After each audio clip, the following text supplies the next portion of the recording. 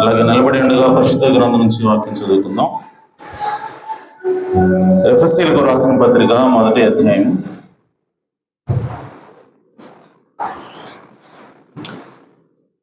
3వ వచనం నుండి చదువుకుందాం.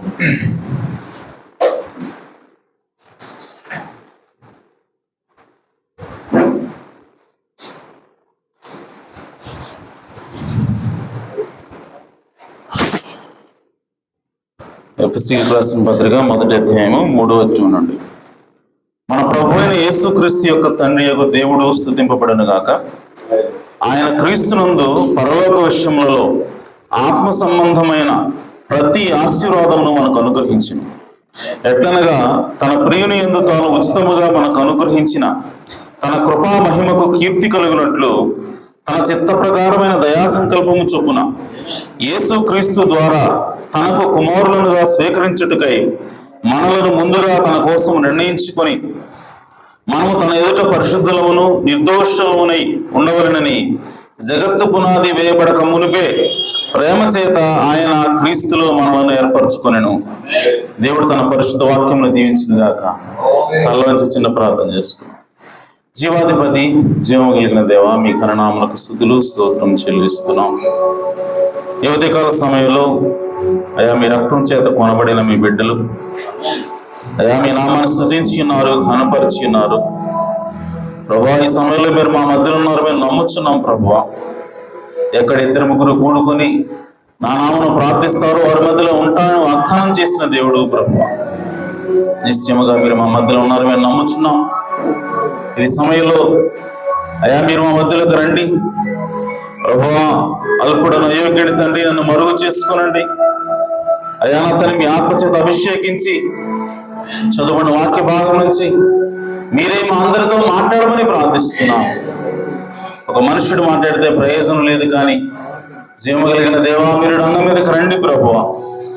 అయా మా విశ్వాసము అయా నా తండ్రి వృద్ధి చెందినట్లుగా, అయా నా తండ్రి మేము స్థిరపడినట్లుగా మా అందరితో మాట్లాడమని, అయా మా హృదయాలను మా జీవితాలను సరిచేయమని ప్రార్థిస్తున్నాం ప్రభువా.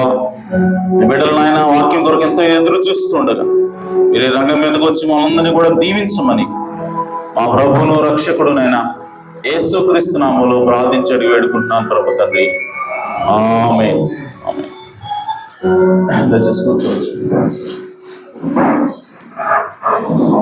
ప్రైజ్ ది లార్డ్, హల్లెలూయా. అందరూ బాగున్నారా? ఆమేన్. మరి 11:20 అయింది టైము. సో కొద్ది నిమిషాలు మనం వాక్యాన్ని ధ్యానం చేద్దాం. మరి సండే స్కూల్ విషయం మరి జరుగుతుందని చెప్పి నేను అనుకుంటున్నాను. జరుగుతుందా, జరగట్లేదా? సరే, మరి సండే స్కూల్కి పిల్లల్ని మరి మీరు ఎందుకు పంపించట్లేదు తల్లిదండ్రులు నేను అడుగుతున్నాను. మరి మీకేమైనా ఇబ్బంది ఉందా? సమయం మార్చాలా? ఎందుకంటే మీకు ఇంట్రెస్ట్ లేనప్పుడు పెట్టాల్సిన అవసరం లేదు. ఓకే, లేదండి మాకు సండే స్కూల్ అవసరం లేదని చెప్పి చెప్పండి పోనీ. ఓకే, సో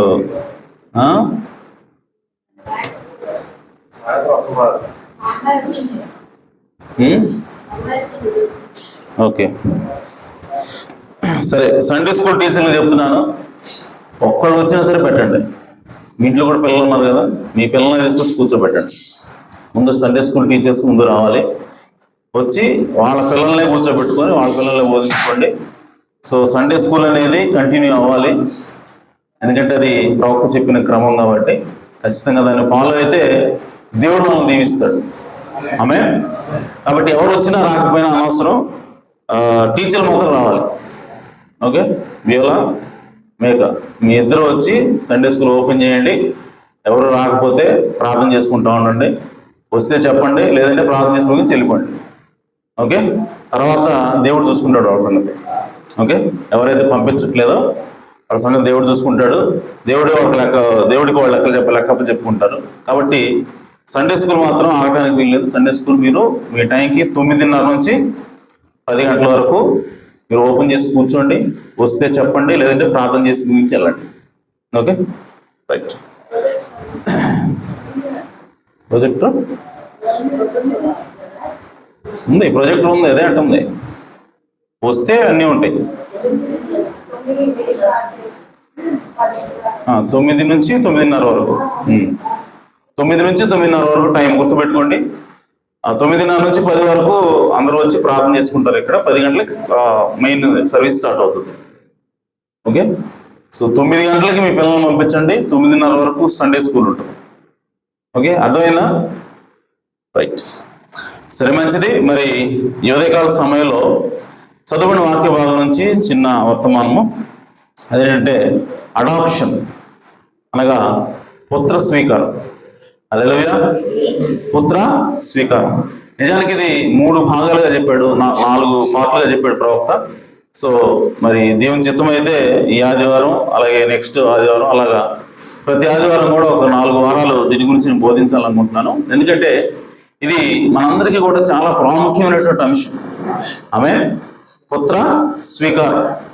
సో పుత్ర స్వీకారం అని ఎందుకు అంటున్నాడంటే, నిజానికి ఇక్కడ ఎఫెసీయులకు రాసిన పత్రికలో పౌలు గారు మాట్లాడుతున్నాడు. ఆయన ఏమంటున్నాడంటే 4-6 వచనాలు చూడండి. ఎట్లనగా తన ప్రియుని యందు తాను ఉచితముగా మనకు అనుగ్రహించిన తన కృపా మహిమకు కీర్తి కలిగినట్లు తన చిత్త ప్రకారమైన దయా సంకల్పం చొప్పున యేసుక్రీస్తు ద్వారా తనకు కుమారులుగా స్వీకరించుటకే మనలను ముందుగా తన కోసం నిర్ణయించుకొని, అంటే దేవుడు తనకి కుమారులుగా మనల్ని స్వీకరిస్తున్నాడంట. హల్లెలూయా. సో కుమారులుగా స్వీకరించడం అంటే దత్తపుత్రులుగా స్వీకరించడం. ఆమేన్. సో దత్తపుత్రులుగా స్వీకరించాలని ఎవరు నిర్ణయించుకున్నాడట? దేవుడు నిర్ణయించుకున్నాడు. ఆమేన్. సో ఎవరిని తీసుకోవాలనుకున్నాడు? నిన్ను నన్ను ఆయన కుమారుడుగా, దత్తపుత్రులుగా, దత్త కుమార్తెలుగా స్వీకరించాలనేది దేవుడి నిర్ణయమైనది. హల్లెలూయా. సో ఎవరి ద్వారా కార్యం చేస్తా ఉన్నాడు అంటే యేసుక్రీస్తు రక్తం ద్వారా కార్యాన్ని దేవుడు చేస్తా ఉన్నాడు. ఆమేన్. కాబట్టి ప్రియ సోదరి సోదరులారా, ఈరోజు దేవుని యొక్క ఆత్మచేత నువ్వు తిరిగి జన్మిస్తే, దేవుని యొక్క ఆత్మచేత నువ్వు పుడితే నువ్వెవరు అని అంటే దేవునికి కుమారుడు అయినావు. హల్లెలూయా. అయితే ఇక్కడ మాట్లాడుతుంది కుమారుల గురించి కాదు, కుమారత్వం గురించి కాదు. ఆయన ఏమంటున్నాడంటే కుమారులుగా స్వీకరిస్తానంటున్నాడు. ఆమె ఏమంటున్నాడు? యేసుక్రీస్తు ద్వారా తనకు కుమారులుగా స్వీకరించుటకై. ఆమె కుమారులుగా స్వీకరించడం ఏంటి? కుమారులు పుడతారు కదా ఎక్కడైనా, అని దేవుడు అన్నాడు కుమారులుగా స్వీకరిస్తానంటున్నాడు. హల్లెలూయా. అందుకే ప్రవక్త అన్నాడు, మనకి ఎప్పుడైతే మనకు కుమారులుగా పుట్టడం ఉంటుంది, ఆ తర్వాత అనగా దేవుని ఫ్యామిలీలోకి మనము జన్మించడం ఉంటుంది, అనగా దేవుని సంఘంలోకి మనం కుమారుడిగా జన్మించడం ఉంటుంది. జన్మించిన తరువాత దేవుడు నిన్ను కుమారుడిగా స్వీకరించాల్సిన అవసరం ఉంటుంది అన్నాడు ప్రవక్త. హల్లెలూయా. 2 స్టేజ్లు ఉన్నాయి. ఒకటి ఏంటంటే మనము దేవునికి కుమారులుగా జన్మించాలి. ఆమె దేవునికి కుమారులుగా జన్మించాలి, అనగా దేవుని కుమారులు అవుతాం మనం. అయిన తర్వాత దేవుడు మరలా కుమారులుగా స్వీకరిస్తాడంట. హల్లెలూయా. సో కాబట్టి 2 స్టేజ్లు అంటే మొట్టమొదటిగా నీవు పుట్టవలసిన అవసరం ఉన్నది. దేవుని కుటుంబంలో మనం జన్మించాల్సిన అవసరం ఉన్నది. అయితే నేను పాలకొండ కుటుంబంలో జన్మించా. నా తల్లికి నా తండ్రికి ఎప్పుడైతే నేను పుట్టానో అప్పుడు ఆల్రెడీ నేను పాలకొండ కుటుంబంలో జన్మించాను. కానీ మనకి ఇది ఒకటి సరిపోద్ది. మనకు హక్కులు వచ్చేస్తాయి, మనకు ఆస్తి వచ్చేస్తుంది, మనకు అధికారం వచ్చేస్తుంది, అన్నీ వస్తాయి. కానీ దేవుని యొక్క విధానంలో అలా లేదు. దేవుని యొక్క విధానం ఏంటంటే నీవు దేవునికి ఫస్ట్ పుట్టాలా. ఎలా పుడతావు దేవునికి? మనమైతే మనుషులకి పుడతాం, మరి దేవునికి ఎలా పుడతాం అని అంటే ఎప్పుడైతే నువ్వు పరిశుద్ధాత్మ చేత తిరిగి జన్మిస్తావో, పరిశుద్ధాత్మ బాప్తిజం పొందుతావో అప్పుడు నువ్వు దేవునికి జన్మించినట్టు లెక్క. హల్లెలూయా. ఇంకొక విషయం క్లారిటీ చెప్తున్నాను, నీవు నీటి బాప్తిజం పొందినప్పుడు కాదు, నువ్వు యేసుక్రీస్తులో బాప్తిజం పొందినప్పుడు కాదు నువ్వు దేవుడికి పుట్టేట్టు లెక్క. ఈరోజు చాలా మంది అపార్థం చేసుకుంటున్నారు. యేసుక్రీస్తులో బాప్తిజం తీసుకుంటే దేవుడికి పుట్టినట్టే. కాదండి, అర్థమవుతుందా? యేసుక్రీస్తు నామములో నీటి బాప్తిజం అనేది జన్మ కాదు. సో అదేమిటి అని అంటే ప్రియ సోదరి సోదరా, అది కేవలం నీతీకరణ మాత్రమే. అది కేవలం నీతీకరణ. ఆ తర్వాత శుద్ధీకరణ ఉంటుంది. అంటే ఒక రకంగా చెప్పాలి అంటే ప్రవక్త ఏమన్నాడంటే, నీవు ఎప్పుడైతే యేసుక్రీస్తు నామంలో నీటి బాప్తిసం తీసుకుంటావో అది నువ్వు గర్భంలో పడ్డట్టు అన్నాడు. అర్థమవుతుందా? పుట్టినట్టు కాదు, గర్భంలో పడినట్టు. సో ఆ తర్వాత శుద్ధీకరణ అంటే నువ్వు ఎదుగుతూ ఉంటావు. నీ లోపల గర్భంలోనే జరిగేది చెప్తా. ఓకే, నీ లోపల అవయవాలు ఎదుగుతూ ఉంటాయి. ఓకే, కాళ్ళు చేతులు ఆడిస్తూ ఉంటావు, జుపుతూ ఉంటావు.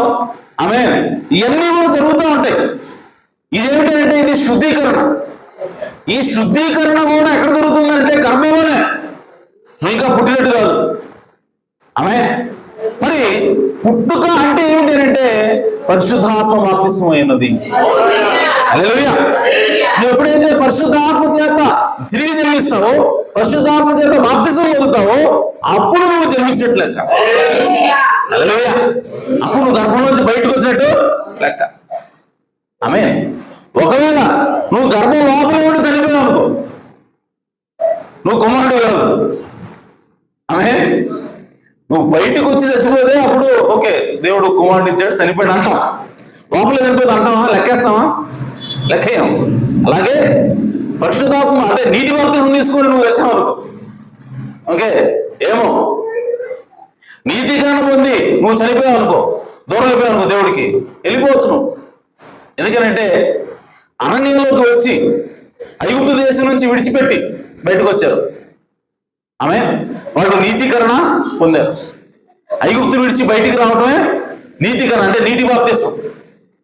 అది పొందిన తర్వాత కూడా నశించిపోయిన ఉన్నారు. కొంతమంది అరణ్యంలో నడిచారు కొంతకాలం, అంటే శుద్ధీకరణ పొందారు, ఆ తర్వాత వెళ్ళిపోయిన ఉన్నారు. కానీ పరిశుద్ధాత్మ బాప్తిసం పొందాల్సిన అవసరం ఉన్నది. నువ్వు తిరిగి జన్మించాల్సిన అవసరం ఉన్నది. దేవుడికి నువ్వు పుట్టాల్సిన అవసరం ఉన్నది. హల్లెలూయా. అయితే ప్రియ సోదరి సోదరా, దేవుడికి పుట్టంగానే అదే ఇంకా కాదు, ఇంకా ఉంది. దేవుడికి ఎప్పుడైతే మనం దేవుని ఆత్మచేత తిరిగి జన్మిస్తామో, జన్మించిన తరువాత నెక్స్ట్ స్టెప్ ఏంటి అంటే నిన్ను దేవుడు తన కుమారుడుగా స్వీకరించాల్సిన అవసరం ఉన్నది. హల్లెలూయా. ఇది ఎప్పుడు జరుగుతుంది అంటే నువ్వు పుట్టిన తర్వాత, నువ్వు కుమారుడు అయిన తర్వాత, కుమారుడిగా దేవుని ఆత్మకు జన్మించిన తర్వాత నీవు వాక్యానుసారంగా బ్రతుకుతూ ఉంటావు, వాక్యానుసారంగా జీవిస్తూ ఉంటావు. అంటే నువ్వు పెద్దవాడు అవుతూ ఉంటావు. పెద్దవాడు అయ్యే క్రమంలో దేవుడు నీ యొక్క నమ్మకత్వాన్ని చూసి, నువ్వు బాగా ఎదుగుతున్న విధానాన్ని చూసి, నువ్వు దేవుని ఆత్మ చేత దేవుని జ్ఞానం చేత నిండుకోవడాన్ని చూసి, నీకు సరైన ఏజ్ వచ్చిన తర్వాత, నువ్వు ఒక యవన ప్రాయంలోకి నువ్వు వచ్చిన తర్వాత అప్పుడు దేవుడు ఏం చేస్తాడంటే, ఇదిగో ఇన్ని రోజులు నువ్వు నాకు నమ్మకంగా ఉన్నావు కనుక, ఎంతకాలం నీవు నాకు యథార్థంగా జీవించావు కనుక, ఇదిగో నేను నీకు ఈ స్థానాన్ని ఇస్తున్నాను, ఇదిగో నేను నీకు అధికారాన్ని ఇస్తున్నాను అని దేవుడిని ఒక స్థానంలోకి తీసుకురావడమే పుత్ర స్వీకారమైనది. హల్లెలూయా. కాబట్టి ప్రియ సోదరి సోదరా, దేవుడు మనల్ని దత్తపుత్రులుగా స్వీకరించాలనుకుంటున్నాడు. కేవలం కుమారులుగా కాదు, మనకి దేవుడు ఒక పని ఇవ్వాలనుకుంటున్నాడు. మనకి దేవుడు మనల్ని ఒక స్థానంలో పెట్టాలనుకుంటున్నాడు. ఆమేన్. కాబట్టి దానికోసం మనం ఎదురు చూడాలి, దానికోసం మనం వేచి చూడాలి. కాబట్టి ప్రవక్త అన్నాడు, ఈ ఎఫెసీయులకు రాసిన పత్రిక దేనికి సమాంతరంగా ఉంది? ఎలా ఉంది ఈ ఎఫెసీయులకు రాసిన పత్రిక ఎలా ఉందంటే యెహోషువ గ్రంథంలాగా ఉంది అంటున్నాడు ఆయన. ఎందుకు యెహోషువ గ్రంథాన్ని ఎఫెసీయుల గ్రంథాన్ని యెహోషువతో పోలుస్తున్నాడు అంటే, యెహోషువ గ్రంథంలో ఏముంది అంటే, ఇశ్రాయేలు ప్రజలు ఐగుప్తులో నుంచి బయటకు వచ్చిన తర్వాత, అరణ్యంలో తిరిగిన తర్వాత వాళ్ళు వచ్చి ఆ వాగ్దాన భూమి ఏదైతే ఉందో ఆ వాగ్దాన భూమిని స్వతంత్రించుకోవటం ఉంది. ఆమేన్. వాగ్దాన భూమిలో ప్రవేశించడం ఉంది. అక్కడ జోషువ గ్రంథం అంతా ఏముందంటే వాగ్దాన భూమిలో వారి వారి స్వాస్థ్యాన్ని పంచిపెట్టడం ఉంది. వారి వారి స్థానాల్లోకి వారు రావటం ఉంది యెహోషువ గ్రంథంలో. అలాగే ఎఫెసీయులకు రాసిన పత్రికలు కూడా దేవుడు పౌలు గారి ద్వారా ఏం రాయిస్తున్నాడంటే, దేవునిలో తిరిగి జన్మించిన ప్రతి కుమారుడు కూడా తన స్థానంలోకి తను రావాల్సిన అవసరం ఉన్నది. హల్లెలూయా. కాబట్టి దత్తపుత్రులుగా స్వీకరించేటువంటి విధానము గురించి దేవుడు ఎక్కడ మాట్లాడుతున్నాడంటే ఎఫెసీయులకు రాసిన పత్రికలో దేవుడు మాట్లాడుతూ ఉన్నాడు. ఆమేన్. కాబట్టి ఎఫెసీయులకు రాసిన పత్రిక ఏమిటి అంటే, మనం ఆత్మ చేత తిరిగి జన్మించిన తర్వాత, మనం కుమారులు అయిన తర్వాత, ఆ కుమారులైనటువంటి మనల్ని దేవుడు మనకు ఒక స్థానాన్ని ఇవ్వటము, మనకు ఒక అధికారాన్ని ఇవ్వటం, మనకు ఒక పని అప్పచెప్పటం. ఆమేన్. సో మన పని ఏంటో మనకి నిర్ణయించి ఆ పనిలో మనం కూర్చోబెట్టడమే ఎఫెసీయులకు రాసిన పత్రికలో ఉన్నదని ప్రవక్త మాట్లాడుతున్నాడు. హల్లెలూయా. అయితే ప్రియ సోదరి సోదరా, ఇక్కడ ఒక విషయాన్ని మనం గమనించాలి. అదేంటంటే, యెహోషువ ఆ ఇశ్రాయేలు ప్రజలను తీసుకొని వచ్చాడు. యోర్దాను నది దాటి అవతలికి వెళ్ళారు. వెళ్ళిన తర్వాత ఇప్పుడు ఆ కనాను దేశంలో ప్రవేశించిన తర్వాత యెహోషువ ఏమంటాడంటే, ఈ యొక్క దేశాన్ని, ఈ యొక్క భూభాగాన్ని దేవుడు మీకు ఇచ్చేశాడు అంటున్నాడు. ఏమంటున్నాడు? దేవుడు మీకు ఇచ్చేశాడు అని చెప్పి ఆయన ఒక్కొక్కరికి ఒక్కొక్క భాగాన్ని పంచుతున్నాడు. హల్లెలూయా. యెహోషువ ఏం చేశాడు?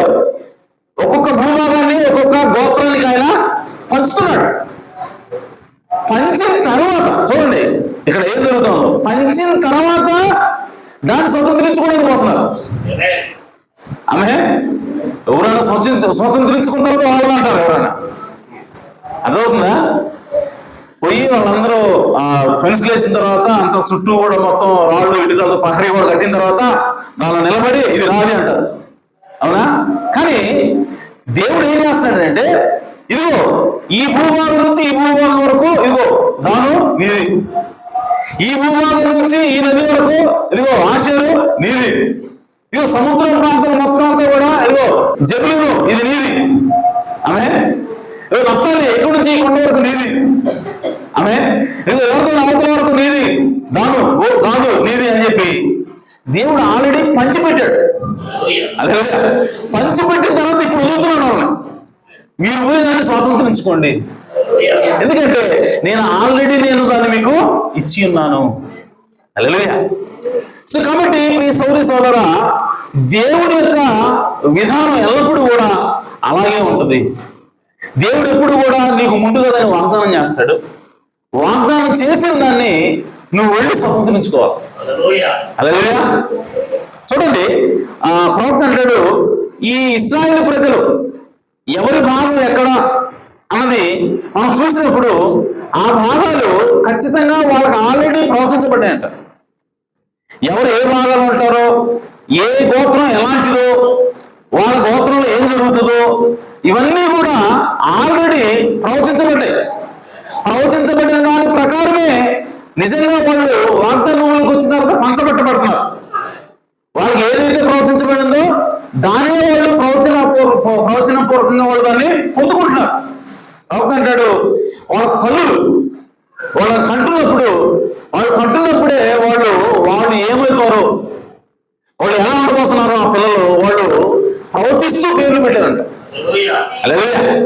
సో పేరు పెట్టిన ప్రకారమే వాళ్ళ జీవితాలు కూడా ఉన్నాయి. ఆమేన్. సరే దాని నుంచి నేను సెట్ చేసినప్పుడు నిజంగా చాలా ఆశ్చర్యం అనిపించింది. సార్ చూడండి, ఆదికాండం 29వ అధ్యాయం. ఆదికాండం 29వ అధ్యాయంలో తల్లులు పిల్లల్ని కంటున్నారు, కన్న తర్వాత వాళ్ళకి పేర్లు పెడుతున్నారు. ఆమె కన్న తర్వాత వాళ్ళకి పేర్లు పెడుతున్నారు. సో ఆ పేర్లు అర్థం చూడండి ఎలా ఉన్నాయో.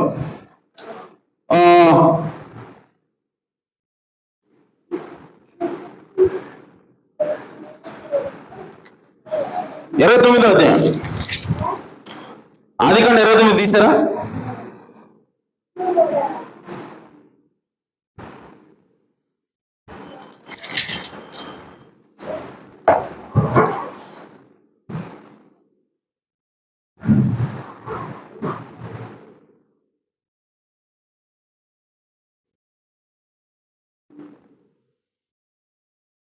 ముప్పై 32వ వచనం చదవండి ఒకసారి. ఒకడు లేయా గర్భవతి అయి కుమారుడు కని యెహోవా నా శ్రమను చూచి ఉన్నాడు కనుక నా పెనిమిటి నన్ను ప్రేమించును కదా అనుకుని అతనికి రూబేను అని పేరు పెట్టాను. రూబేను అంటే అర్థం తెలుసా? చూచుట అని అర్థం. ఆమె ఏ పరిస్థితిలో ఉందో ఆ పరిస్థితిని ఆమె పేరుగా మారుస్తుంది. నేను ఇప్పటి వరకు కూడా నా యొక్క భర్త ప్రేమని చూరగొనలేదు, ఇప్పటివరకు దేవుడు నన్ను కనికరించలేదు, ఇప్పుడు నన్ను దేవుడు చూశాడు అంటే దేవుడు నన్ను గుర్తించాడు అని చెప్పి ఆ కుమారుడికి రూబేను అని పేరు పెడతా ఉంది ఆమె. తర్వాత నెక్స్ట్ మరలా గర్భవతి కుమారుడు కని నేను ద్వేషింప బడితి నేను సంగతి యెహోవా విన్నాడు గనుక ఇతను కూడా దయచేసి అనుకొని అతనికి సిమియోను అని పేరు పెట్టాను. సిమియోను అంటే అర్థం వినుట, అంటే దేవుడు యెహోవా నా మొర విన్నాడు అని చెప్పి ఆమె వినుట అనే అర్థం ఇచ్చినట్టుగా ఆ కుమారుడికి పేరు పెట్టింది. తర్వాత తాను మరలా గర్భవతి అయి కుమారుని కని తుదకు ఈసారి నా పెనిమిటి నాతో హత్తుకుని వెళ్ళను, అతనికి ముగ్గురు కుమారులను కంటిని అనుకోలేను, అందుచేత అతనికి లేవి అని పేరు పెట్టాను. అంతేనా? మళ్ళీ 34 చదవండి. Conceived again and bare son and said this time will my husband, నా భర్త ఆ మాట లేదు అక్కడ.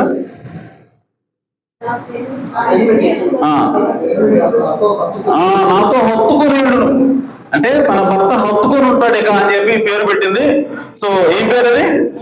లేవి. లేవి అంటే హత్తుకొని ఉండటం ఆమె. తర్వాత ఆమె మరలా గర్భవతి కుమారుడు కని యెహోవా స్తుతించదని అనుకుని యోదాను పేరు పెట్టి యోదానుగా స్తుతించుట. అలాగే కాన్పు ఉడిగను అని రాశారు, బట్ ఆమె కాన్పు కంఠం ఆపేసింది అని యాక్చువల్గా దాని అర్థం. కాన్పు ఉడిగను అంటే ఇంకా ఆమె గర్భం మూసిపోయిందని కాదు, ఎందుకంటే ఆ తర్వాత ఇంకా పిల్లలు అన్నది. Okay right. అండ్ తర్వాత 30వ అధ్యాయం 3వ వచనం చదవండి. నా దాసి అయిన బిల్హా ఉన్నది కదా,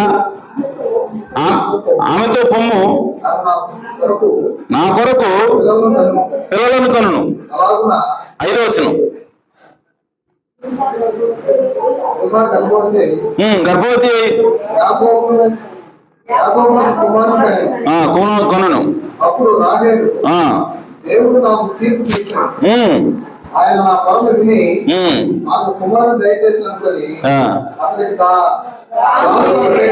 దాను అని పేరు పెట్టు. దాను అనగా తీర్పు తీర్చుట.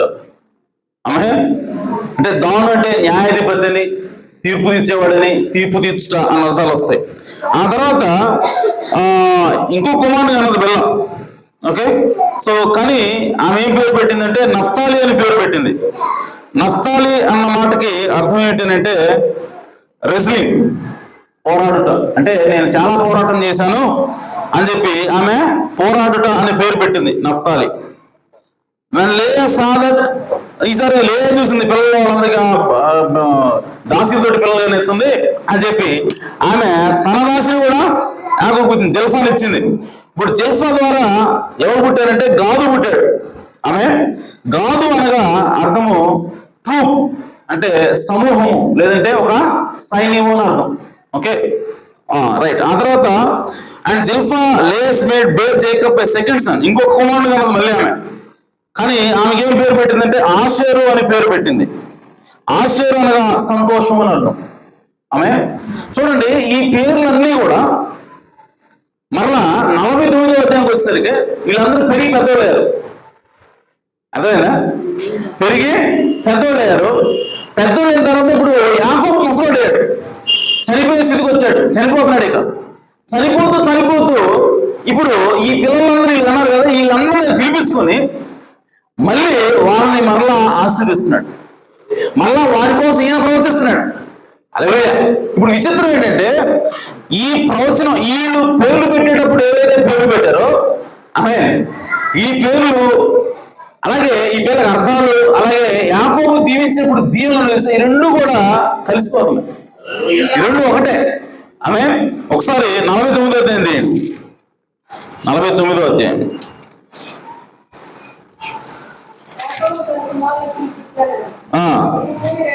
కూడి రండి. ఓకే.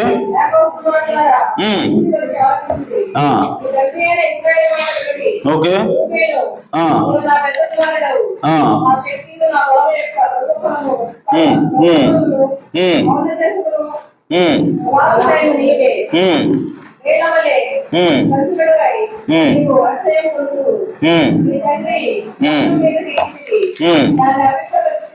ఓకే.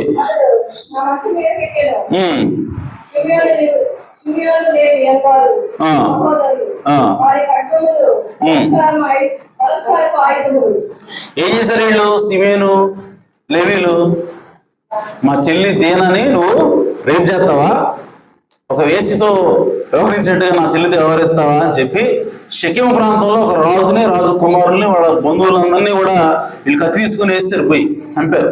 అంటే వాళ్ళ కోపం వల్ల వాళ్ళు నరహత్య చేశారు. సో దాన్ని బట్టి యాకోబు ఏమని వీళ్ళకి ప్రవచిస్తున్నాడంటే, మీరు మీ యొక్క సహోదరుల మధ్య చెదిరి ఉంటారు అని చెప్పాడు. ఆమె ఎగ్జాక్ట్గా లేవి ఎవరి గురించి చెప్తున్నాడు? లేవి సిమియోనుల గురించి. మీరు చెదిరిపోయి ఉంటారు అని చెప్పాడు కదా మీ ప్రజల మధ్య, మీ యొక్క అన్నదమ్ముల మధ్య. అలాగే ఈ యెహోషువ ఈ స్వాస్థ్యాన్ని పంచిపెట్టడానికి వచ్చినప్పుడు లేవికి ఎక్కడ కూడా స్వాస్థ్యం లేదు. లేవికి స్వాస్థ్యం ఉందా? లేదు. కానీ ఇశ్రాయేలు ప్రజలందరి మధ్యలో అక్కడ ఒక భాగం, ఇక్కడ ఒక సిటీ, దాని పక్కన పొలాలు వీళ్ళకి ఇవ్వబడ్డాయి. అంతే. వాళ్ళకంటూ ఒక స్థిరమైనటువంటి ఒక ప్రాంతం లేదు, వాళ్ళకి లేదు. లేవి ఆ విధంగా విసిరిపడ్డాడు. అదే యాకోబు వచ్చేస్తున్నాడు. యాకోబు ఏమంటున్నాడు ఒకసారి చదవండి. షిమియోను లేవి అనువారు సహోదరులు,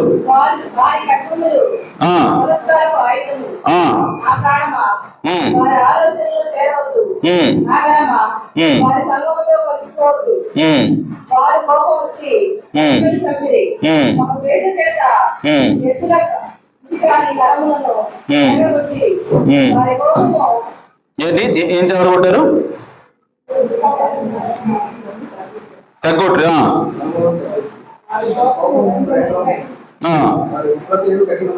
ఓకే.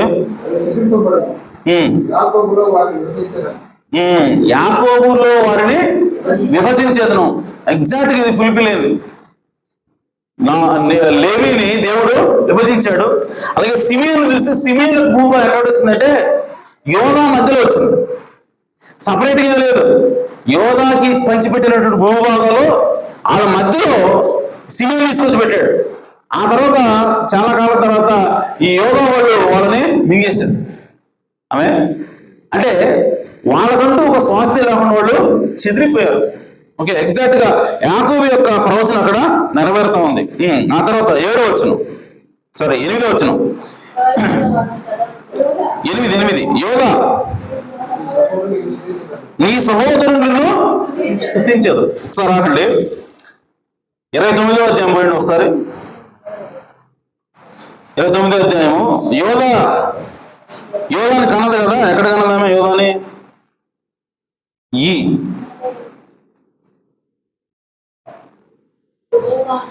35వ వచనం, 35వ వచనం చూడండి. 29:35.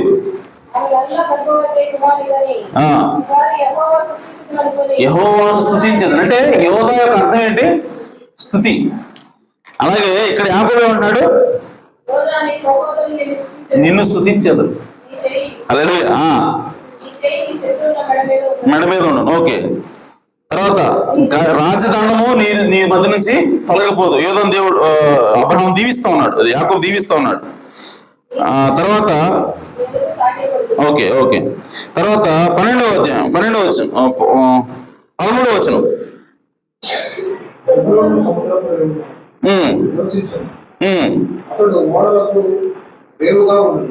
ఓకే, చూడండి. జబులును దేవుడు అబ్రహాం యాకోబు ఏమన్నాడంటే నువ్వు ఓడల దగ్గర ఉంటావు, సముద్రం దగ్గర ఉంటావు అన్నాడు. యెహోషువ వచ్చి ఎగ్జాక్ట్ వాళ్ళ భూభాగం అక్కడే ఇచ్చాడు. మెడిటరేనియన్ సీ ఉంది, ఆ సీకి ఆనుకొని కోస్టల్ తీరం వాళ్ళకి ఇచ్చాడు. ఓకే, వాళ్ళ భూభాగం ఎక్కడ ఇచ్చిందంటే సముద్రం తీరం పక్కన వచ్చింది. అంటే యాకోబు ప్రవచించే ప్రవచనం ఇప్పుడు యెహోషువ దగ్గర వస్తారు కదా నెరవేరుతా ఉంది.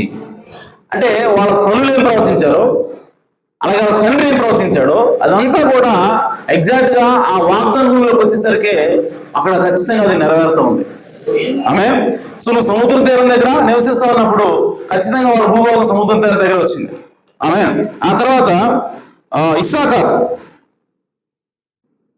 14వ వచనం.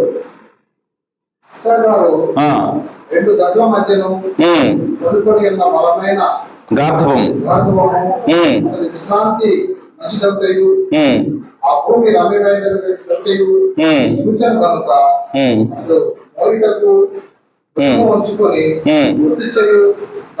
వట్టి చేయి దాసుడు అంటే ఈ ఇస్సాకారీయులు వాళ్ళు మంచి వ్యవసాయ పనులు మంచి దిట్లంట. వ్యవసాయ కూలి పనులు ఉంటాయి కదా, బలమైన పనులు, అవి చేయడం వాడు దిట్లంట. అందుకోసమే తర్వాత కాలంలో ఎవరు వచ్చినా సరే ఇశ్రాయేలు మీద దండెత్తడానికి వీళ్ళని కూలీలుగా వేసపోయాడు. ఓకే, అదే ఇక్కడ నెరవేరుతా ఉంది. యాకోబు ఏదైతే ప్రవచించాడో వాళ్ళ జీవితాల తర్వాత అది నెరవేరుతా ఉంది. ఆమేన్. తర్వాత 16వ వచనం. దాను న్యాయము తీర్చును. దాని ఎవరంటే న్యాయము తీర్చేవాడు, జడ్జి ఉంది కదా. ఓకే, అంతకుముందు 29వ వచనంలో దాని అంటే అర్థం ఏంటి? న్యాయము తీర్చుట. ఓకే, సో ఎగ్జాక్ట్ గా ఆ మీనింగ్ కి వచ్చేటట్టుగా ఇప్పుడు ఈయన ప్రవచనం కూడా, యాకోబు ప్రవచనం కూడా ఉంది. అలాగే దాను గోత్రము న్యాయము తీర్చు అన్నాడు కదా, దాను గోత్రంలో నుంచే సంసోను వచ్చాడు బయట. ఒక న్యాయాధిపతి వస్తాడని, దాను గోత్రం నుంచి వస్తాడని చెప్పి యాకోబు చెప్తున్నాడు ముందుగా. ఆమె అంటే యాకోబు ఏం ప్రవచిస్తున్నాడంటే సంసోను చూశాడు యాకోబు రాను. హల్లెలూయా. చూసి ప్రవచనం, నీవు నీ యొక్క ఇశ్రాయేలును నువ్వు తీర్పు తీరుస్తావు, న్యాయాధిపతిగా ఉంటావు. ఆమె ఆ తర్వాత Dan shall be serpent by the way. 17వ వచనం.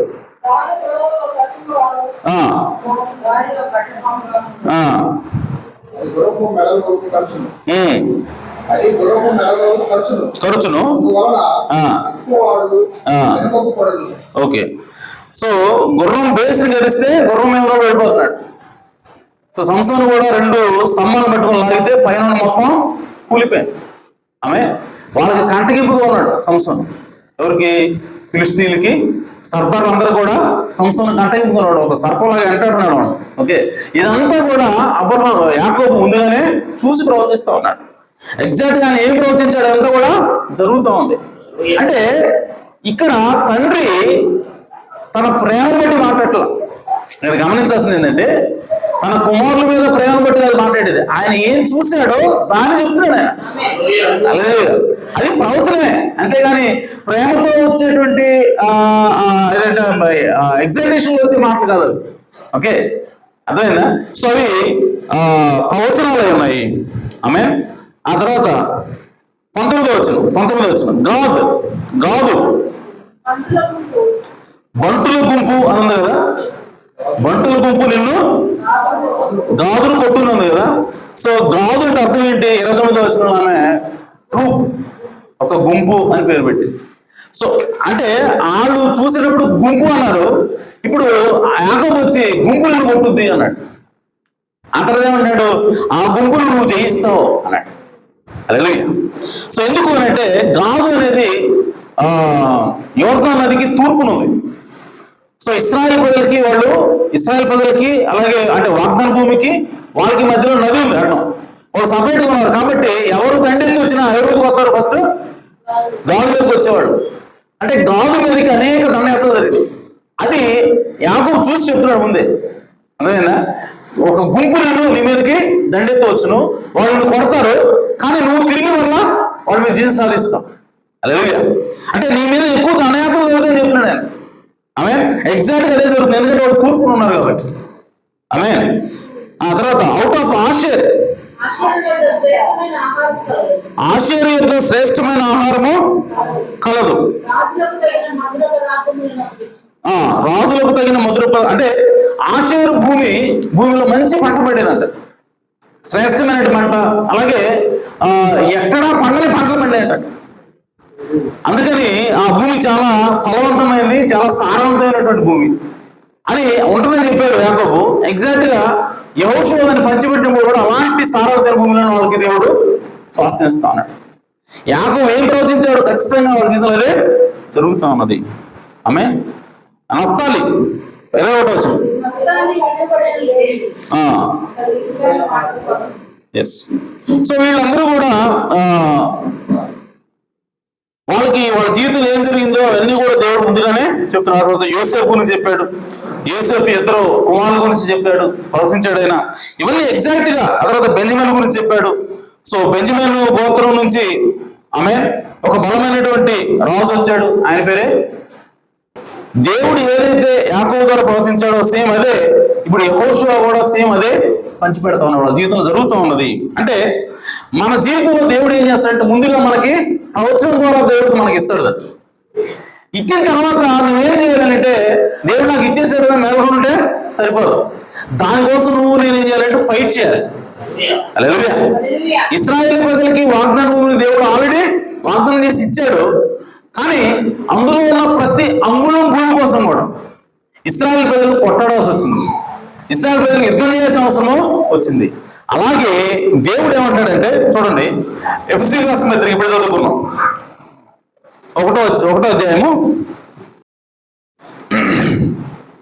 ఒక్క నిమిషం, 3వ వచనం. మన ప్రభువైన యేసుక్రీస్తు యొక్క తండ్రి దేవుడు స్తుతింపబడును గాక. ఆయన క్రీస్తునందు పరలోక విషయములలో ఆత్మ సంబంధమైన ప్రతి ఆశీర్వాదం మనకు అనుగ్రహించెను. ఆమె. సో యేసుక్రీస్తు ద్వారా దేవుడు, తండ్రి అయిన దేవుడు మనకి ఏం అనుగ్రహించాడట? ప్రతి ఆశీర్వాదాన్ని దేవుడు మనకు అనుగ్రహించాడు, అనుగ్రహించబోతున్నాడు కాదు. హల్లెలూయా. సో దేవుడికి నీవు కుమారుడు అయితే, నీవు కనుక పరిశుద్ధాత్మ చేత తిరిగి జన్మిస్తే పరలోక సంబంధమైన ప్రతి ఆశీర్వాదాన్ని దేవుడు నీకు ఆవిడిచ్చాడు. హల్లెలూయా. సో ఆయన నీకు స్వస్థత ఇచ్చాడు, ఆయన నీకు రక్షణ ఇచ్చాడు, ఆయన నీకు సమస్త పాపం మీద విజయం ఇచ్చాడు. హల్లెలూయా. నీకు పరిశుద్ధమైన జీవితాన్ని ఇచ్చాడు. ఇవన్నీ కూడా దేవుడు ఆల్రెడీ నీకు ఇచ్చేశాడు. హల్లెలూయా. దేవుడు నీకు స్వస్థత ఇచ్చాడు అంటే నీకు రోగం రావాలి కాదు. అర్థమవుతుందా? రోగం వచ్చినా సరే దాన్ని నువ్వు చేయిస్తావు అర్థం. హల్లెలూయా. దేవుడు నీకు రక్షణ ఇచ్చాడు అంటే నువ్వు ఎన్నటికీ పడిపోవడం కాదు, పడిపోయినా సరే తిరిగి లేస్తావని. హల్లెలూయా.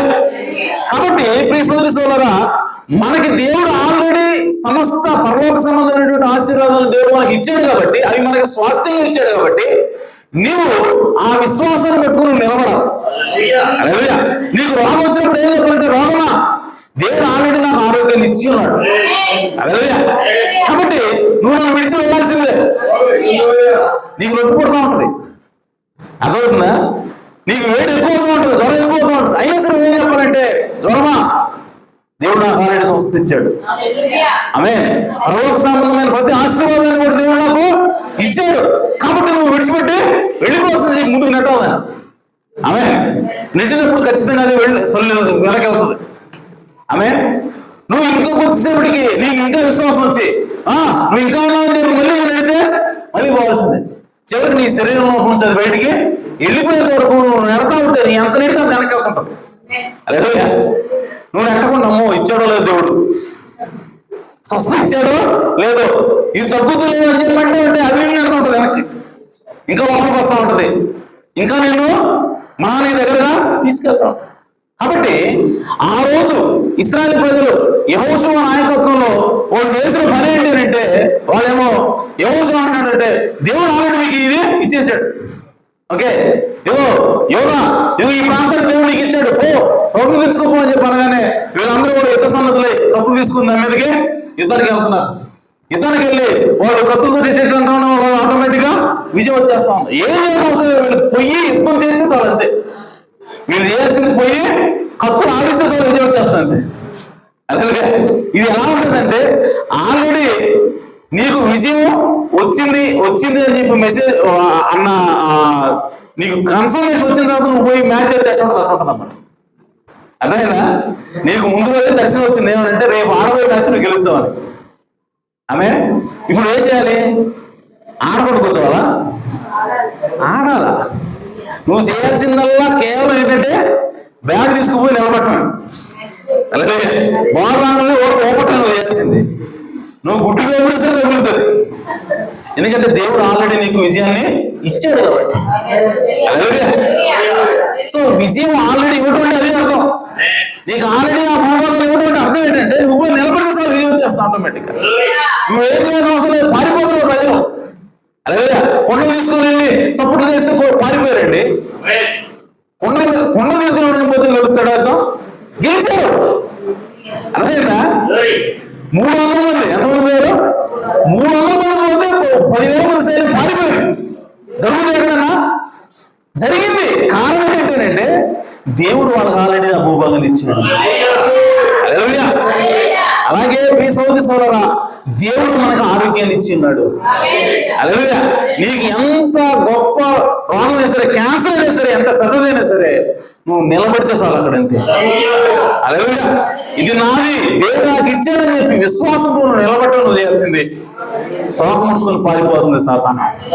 అలాగే కాబట్టి ప్రియ సోదరి సోదరా, దేవుడు మనల్ని ముందుగా నిర్ణయించుకున్నాడు.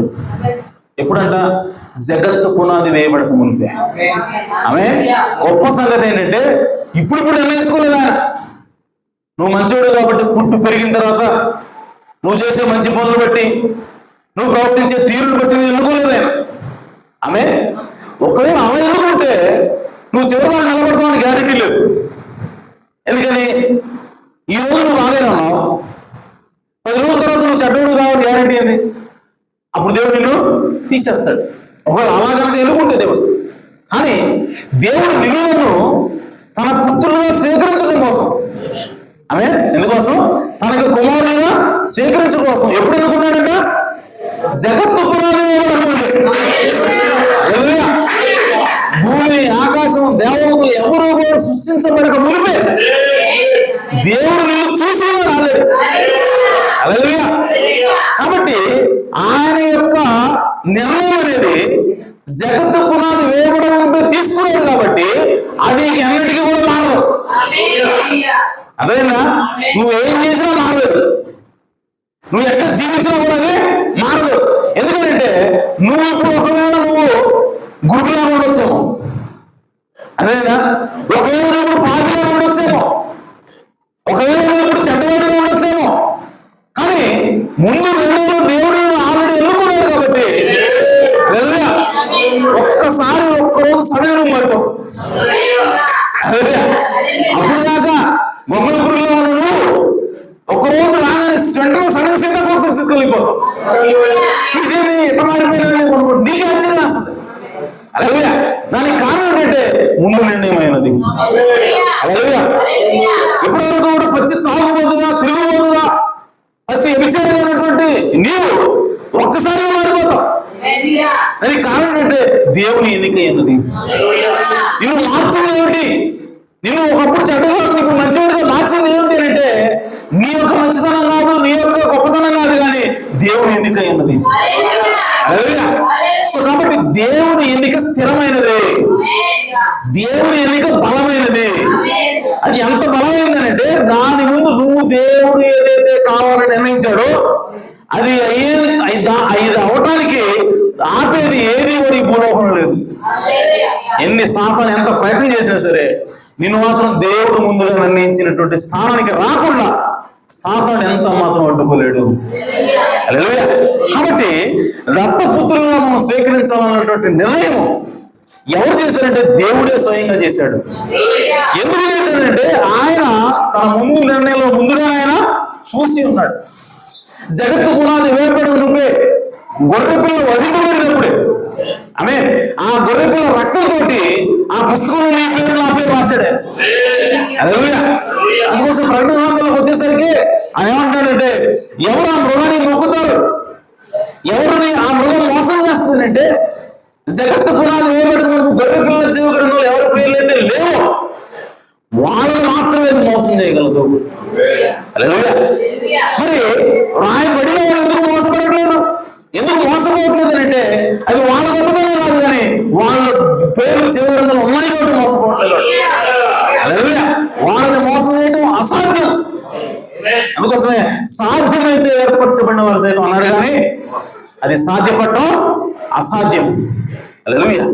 కాబట్టి ప్రియ సోదరి సోదరా, ఈరోజు నేను సరిగా భక్తి చేయగలనా, నేను సరిగా జీవించగలనా, యేసుక్రీస్తులాగా నేను మారగలనా, యేసుక్రీస్తుకు కుమారుడిగా కుమార్తెని ఉండగలనా అని చెప్పి నీకు అనుమానం అవసరం లేదు.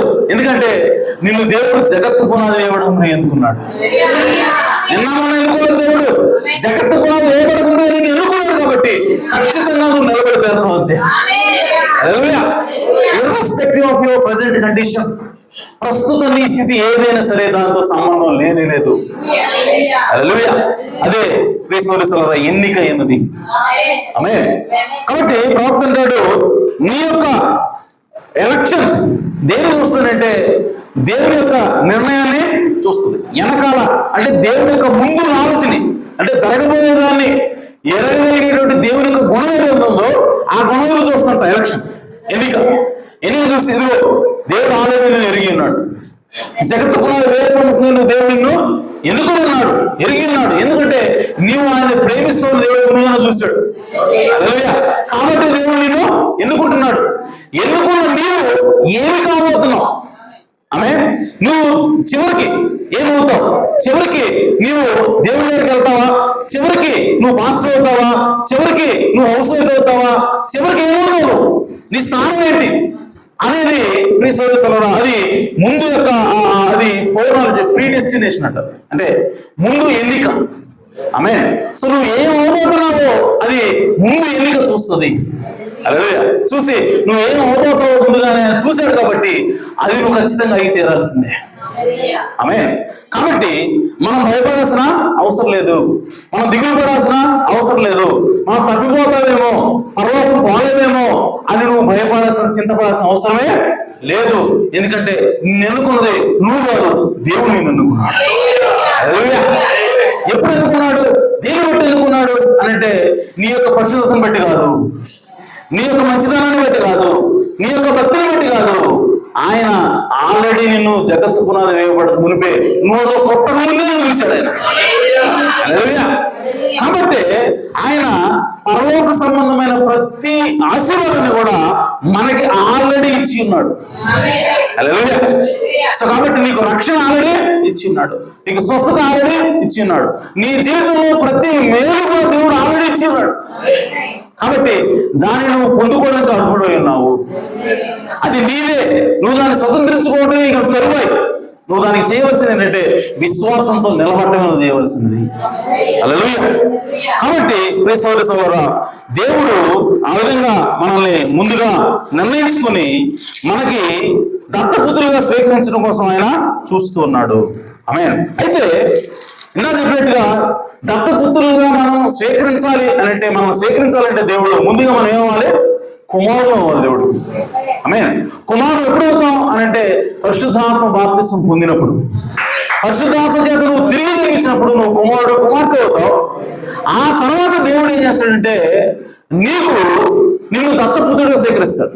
అప్పుడు దత్తపుత్రుడిగా స్వీకరించడం అంటే ఏంటి అని అంటే నీకు ఒక స్థానాన్ని ఇస్తాడు దేవుడు. ఆమె నీకు ఒక స్థానాన్ని ఇవ్వటమే దత్తపుత్రుడిగా స్వీకరించమైనది. హల్లెలూయా. అంటే నీవు తిరిగి జన్మించిన తర్వాత దేవుడు వచ్చి ఏమంటాడంటే ఇదిగో నువ్వు నమ్మకంగా జీవించావు కాబట్టి నేను నీకు పాస్టర్ స్థానాన్ని ఇస్తున్నా. ఇదిగో నీవు నమ్మకంగా ఉన్నావు కాబట్టి, నాకు నువ్వు పొందుకున్నావు కాబట్టి, నా కుమారుడు అయ్యావు కాబట్టి ఇదిగో నేను నీకు సంఘబద్ధ స్థానాన్ని ఇస్తున్నా. ఆమేన్. ఇదిగో నీకు ట్రస్టీ స్థానాన్ని ఇస్తున్నాను, ఇదిగో నీకు ట్రెజరర్ స్థానాన్ని ఇస్తున్నాను, ఇదిగో నీకు హౌస్ వైఫ్ స్థానాన్ని ఇస్తున్నాను. ఆమేన్. ఇదిగో నీకు పట్టులో ఎత్తేటువంటి స్థానాన్ని ఇస్తున్నాను, లేదా నీకు ఇంకో స్థానాన్ని దేవుడు ఆ విధంగా సంఘంలో ఒక స్థానాన్ని దేవుడు నీకు ఇస్తాడు. హల్లెలూయా. అలాగే దేవుని శరీరంలో నీకంటూ ఒక స్థానం ఇవ్వటమే దత్తపుత్రులుగా స్వీకరించడమైనది. హల్లెలూయా. అయితే ఇప్పుడు దత్తపుత్రులుగా స్వీకరించిన తర్వాత మనం ఏం చేయాలి అని అంటే మన స్థానంలో మనం నిలబడాలి. ఆమేన్. ఎప్పుడు నీకు విజయం వస్తుంది, ఎప్పుడు నువ్వు జయిస్తావు అని అంటే నీ స్థానంలో నువ్వు ఉన్నప్పుడు, నీ స్థానం కోసం నువ్వు పోరాడుతున్నప్పుడు ఖచ్చితంగా నువ్వు విజయం సాధించి తీరుతావు. దేవుడు నిన్ను పాస్టర్గా పెట్టాడా? ఆమేన్. ఆ పాస్టర్గా తీసేయడానికి లేదా ఆ పాస్టర్ నుంచి నిన్ను అడ్డుకోవడానికి ఏ పరిస్థితి వచ్చినా సరే, ఆమేన్, ఆ పరిస్థితికి నువ్వు ఎదురుగా నిలబడితే, విశ్వాసంతో దేవుడు నీ స్థానంలో పెట్టాడని చెప్పి నువ్వు నిలబడితే ఖచ్చితంగా ఆ పరిస్థితి తల నుంచి పక్కకు పోవాల్సిందే. హల్లెలూయా. అంటే దేవుడు నిన్ను ఏ స్థానంలో పెట్టాడో ఆ స్థానంలో నిలబడినప్పుడే నువ్వు విజయం సాధిస్తావు. హల్లెలూయా. ఆ స్థానం నుంచి నువ్వు నెట్టడానికి ఏది ప్రయత్నం చేసినా సరే, అది ఎంత పెద్దదైనా సరే అది ఖచ్చితంగా ఓడిపోయి తీరాల్సిందే. ఆమేన్. కాబట్టి నువ్వు వేరే ఏ స్థానంలో ఉన్నా సరే నువ్వు విజయం సాధించలేవు. నీ స్థానంలో దేవుడు ఏ స్థానంలో పెట్టాడో ఆ స్థానంలో ఉంటేనే నువ్వు విజయం సాధిస్తావు. హల్లెలూయా. ఇప్పుడు సాతానుడు ఉన్నాడు. సాతానుకి దేవుడు తర్వాత స్థానాన్ని ఇచ్చాడు. ఆ స్థానంలో ఉన్నంతసేపు, ఆ స్థానంలో వాడు శ్రద్ధగా పనిచేసినంతసేపు వాడు ఏం చేసినా సరే దేవుడు దాన్ని సక్సెస్ చేస్తా ఉన్నాడు. కానీ ఎప్పుడైతే సాతాను దేవుడి స్థానాన్ని తీసుకోవడానికి ప్రయత్నం చేశాడో వెంటనే ఇప్పుడు వాడు ఓడిపోయాడు. ఆమేన్. వాడు కిందకే పడగొట్టబడ్డాడు. ఆ విధంగానే ప్రియ సోదరి సోదరా, దేవుడు మనకు ఒక స్థానం ఇచ్చిన తర్వాత మనం నమ్మకంగా ఉండాల్సిన అవసరం ఉన్నది. దేవుడు నీకు ఏ పని అయితే ఇచ్చాడో ఆ పనిని నువ్వు నమ్మకంగా శ్రద్ధగా ఆ పని చేయాల్సిన అవసరం ఉన్నది. అలా కాకుండా వేరే స్థానం నువ్వు కోరుకున్నావా, లేదంటే నీ స్థానాన్ని నువ్వు అశ్రద్ధ చేసావా, అంటే నాకు ఈ స్థానం నచ్చలేదు, ఈ స్థానం కాదు నాకు అని నువ్వు ఆ స్థానాన్ని నువ్వు చిన్నగా చేసావా, దేవుడు నిన్ను దీవించడు. ఆమేన్. సో కాబట్టి నువ్వు నీ స్థానం కాకుండా వేరే స్థానం కోరుకున్నా దేవుడు నిన్ను దీవించడు, నీ స్థానాన్ని తక్కువగా చూసినా దేవుడు నిన్ను దీవించడు. ఎప్పుడు నువ్వు దీవించబడతావు అంటే నీ స్థానంలో నువ్వు ఖచ్చితంగా నిలబడ్డప్పుడే దీవించబడతావు. హల్లెలూయా. కాబట్టి ప్రియ సోదరి సోదరులు, ఇప్పుడు పుత్రుడిగా మనం స్వీకరించడం అర్థం ఏంటంటే దేవుడు నీకు నాకు ఒక స్థానాన్ని దేవుడు ఇస్తా ఉన్నాడు.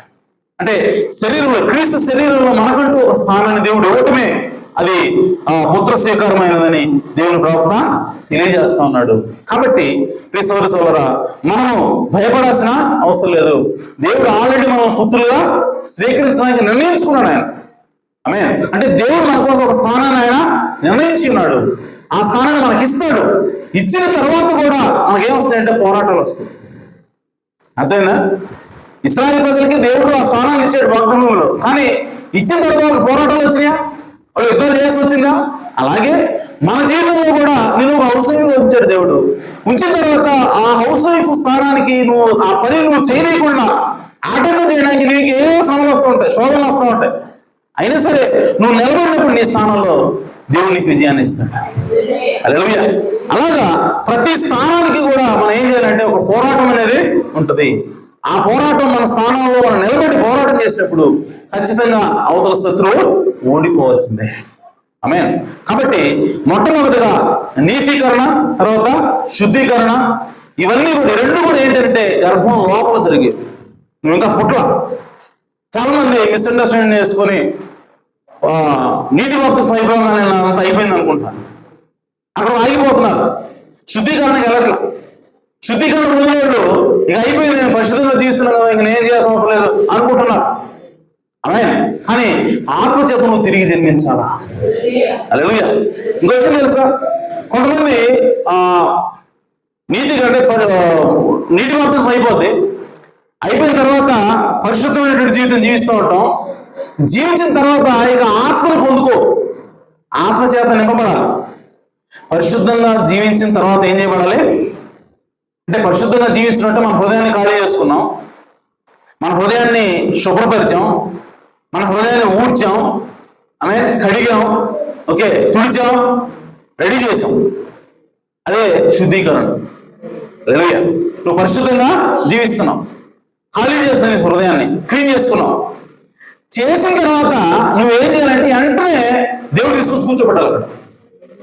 అదే కూర్చోబెట్టకపోతే ఏమవుతుందండి, నేను పరిశుద్ధంగానే జీవిస్తున్నాను కదా, నేను అంత బాగానే ఉన్నాను కదా అని చెప్పి అనుకుంటే, దేవుని వాక్యం ఏం చెప్తా ఉందంటే, ఊడ్చి కడిగి ఆమె ప్రత్యేకంగా శుభ్రం చేయబడినటువంటి ఇల్లు విడిచిపెట్టిన దయ్యాలు వచ్చి చూస్తాయంట మళ్ళీ.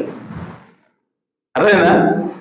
నువ్వు అంటే పంపించావు, క్లీన్ చేసావు, ఇల్లుని శుభ్రంగా కడిగావు, తుడిచావు, ఆరబెట్టి ఇంక ఎవరిని తీసుకురాడు లోపలికి, ఎవరిని దేవుడు తీసుకురాట్లు కూర్చోబెట్ట, ఖాళీ కూర్చోదాన్ని.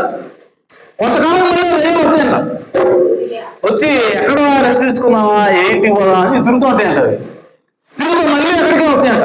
అక్కడ రాగానే అది చక్కగా ఊడ్చి అమర్చిండుట చూసి ఆ దెయ్యం ఏం చేస్తుందంటే, ఇది ఇంకా బాగుందని చెప్పి వాడికంటే చెడ్డమైన 7 దెయ్యాలు మళ్ళీ తీసుకొద్దాడు. పోయి తీసుకుని వచ్చి ఆ ఇంట్లో చక్కగా సుఖ నివాసం చేస్తాయి. అప్పుడు వాడి కడపటి స్థితి మొదటి స్థితి కంటే దారుణం అవుతుందని దేవుని వాక్యం తెలియజేస్తా ఉంది. కాబట్టి శుద్ధీకరణతో ఆగొద్దు. శుద్ధీకరణ అనేది అది ఒక ఏమంటారంటే, అది క్రిటికల్ థింగ్ అన్నమాట. అది నేను బాగానే ఉన్నాను కదా అనుకుంటాం, కానీ నువ్వు బాగోవు. అదేనా? అదొక మోసపూరితమైన స్టేజ్. నువ్వే తప్పు లేనట్టే ఉంటది, కానీ నీ జీవితం పాడవుతుంది తర్వాత. అదేనా?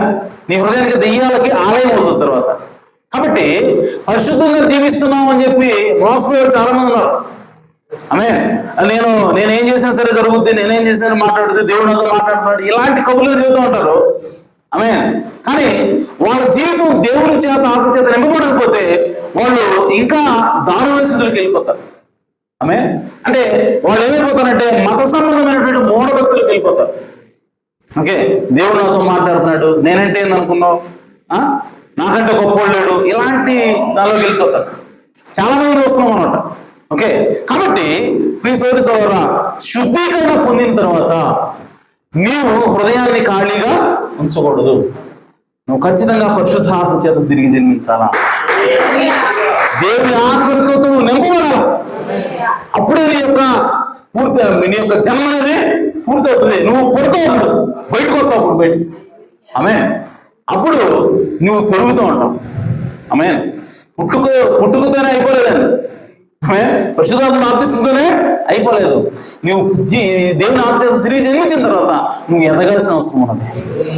నువ్వు ఎదిగిన తర్వాత సర్టన్ ఏజ్కి వచ్చిన తర్వాత అప్పుడు దేవుడు నీకు ఒక స్థానాన్ని ఇస్తాడు. నీకు ఒక పని అప్పు చెప్తాడు దేవుడు.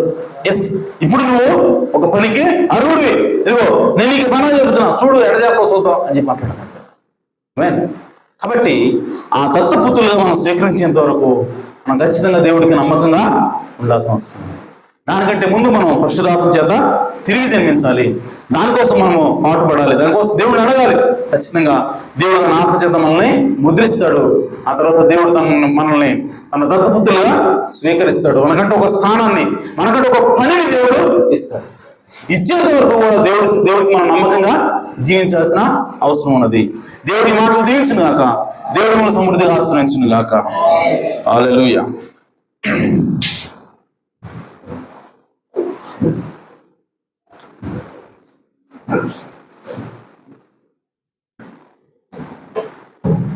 దేవుని స్తోత్రం. హల్లెలూయా. మనం నిలబడతాం. హల్లెలూయా హల్లెలూయా హల్లెలూయా హల్లెలూయా స్తోత్రం స్తోత్రం స్తోత్రం. ప్రభువా ఈ భాష గురించి ఆయన అంటే ఏమిటో బయలుపరచుకున్నావా స్తోత్రం చేస్తాను తండ్రి. ఆయన నీటి బాప్తిస్మం అలాగే నీతీకరణ శుద్ధీకరణ పెళ్లి గర్భంలో జరిగేది మాట్లాడుతున్నావా ఆయన పరిశుద్ధాత్మ శాఖ నువ్వు నింపబడి పరిశుద్ధాత్మ శాఖ నింపబడ్డప్పుడు అది నీ నిజమైన క్షణమని మాట్లాడావు తండ్రి. పరిశుద్ధాత్మ బాప్తిస్మం పొందినప్పుడే నీవు క్రీస్తులను జన్మించినప్పుడే మాట్లాడావు తండ్రి. కొత్త శ్రీకాంతం అంటే ఏమిటో తెలియజేసుకోవాలి.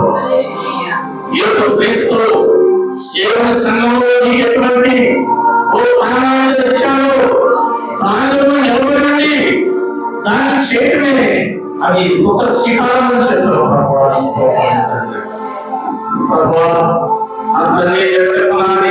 ముందే నీ కుమారుగా నీ కుమార్తెగా మమ్మల్ని ఏర్పరుచుకున్నాడు.